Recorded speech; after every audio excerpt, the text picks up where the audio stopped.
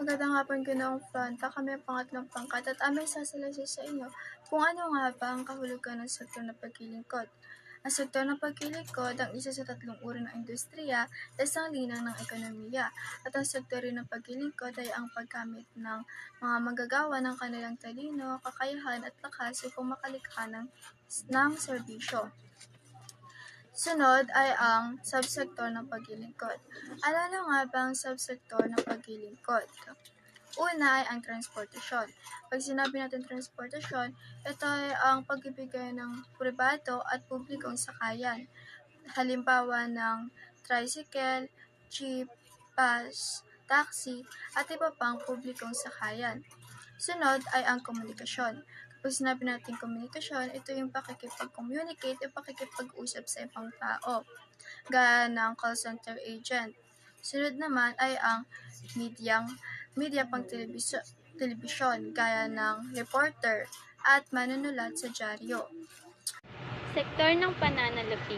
Sa sektor ng pananalapi, kabilang ang mga paglilingkod na binibigay ng mga iba't ibang institusyong pampinansyal, tulad ng mga bangko, pawn shop, bahay sanglaan, iba pa.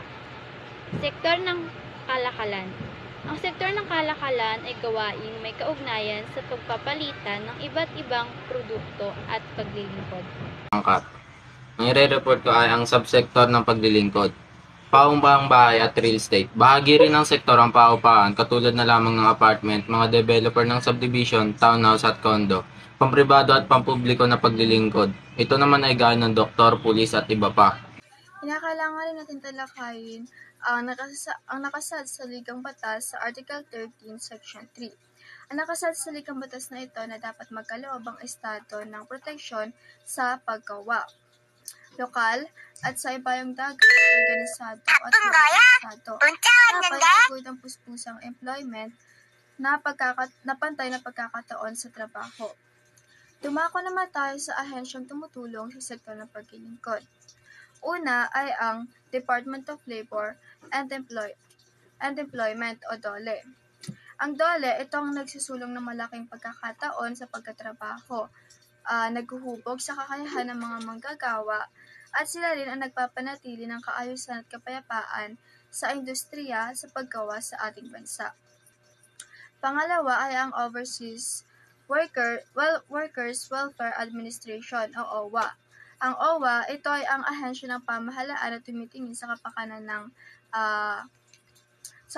ng mga Filipino workers o Overseas Filipino Workers o OFW. Education and Skill Development Authority o TESDA.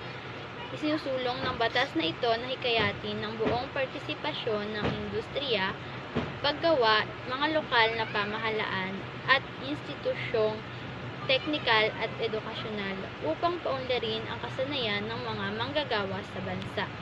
Ang Commission on Higher Education, nangangasiwa sa gawain ng mga pamantasan at kolehiyo upang maitaas ang kalidad sa edukasyon sa mataas na antas. Ang Professional Regulation Commission, nangangasiwa at sumasabaybay sa gawain ng mga manggagawang profesional upang matiyak ang kahusayan sa paghahatid ng mga serbisyong pang-profesional sa bansa. Contractualization. Ito ay isang katayuan ng trabaho. Ito ay isang manggagawa na nakatali sa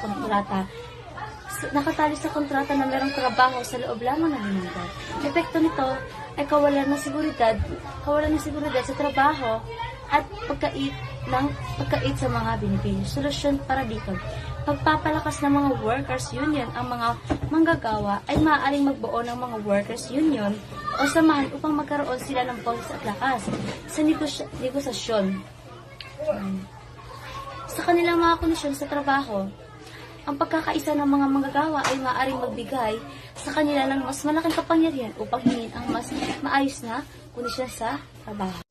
Ang sektor ng paglilingkod ay may hinaharap na suliranin. Isa na rito ang brain drain. Ano nga ba ang brain drain? Ito ang proseso kung saan ang mga professional na may mataas na antas na kasanayan at edukasyon tulad ng mga doktor at iba pang mga professional ay umaalis sila sa kanilang bansa upang maghanap ng mas magandang oportunidad sa ibang lugar. Ang magiging suliranin nito is yung pagbaba ng produksyon ng ekonomiya. Paano nga ba masusolusyonan ito? Pagpapataas ng demand. Ang pamahalaan ay maaaring maglaan ng programa upang palakasin ang demand sa ating ekonomiya. Ito ay maaaring magdulot ng pagtaas ng produksyon habang pinoprotektahan ang mga trabaho at kabuhay ng mamayanan. Ang mababang pasahod ay ang pagbibigay ng sahod sa mga manggagawa na hindi man lamang sapat bilang pantustos sa mga pang-araw-araw na gastusin. Ang magiging epekto na ito ay ang pagbaba ng produksyon ng ekonomiya.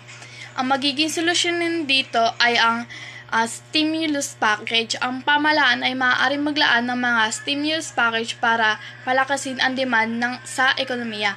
Ito ay maaaring ikatuparan sa pamamagitan ng pagbibigay ng subsidy sa mga consumer, pagtaas ng government spending sa infrastructure project,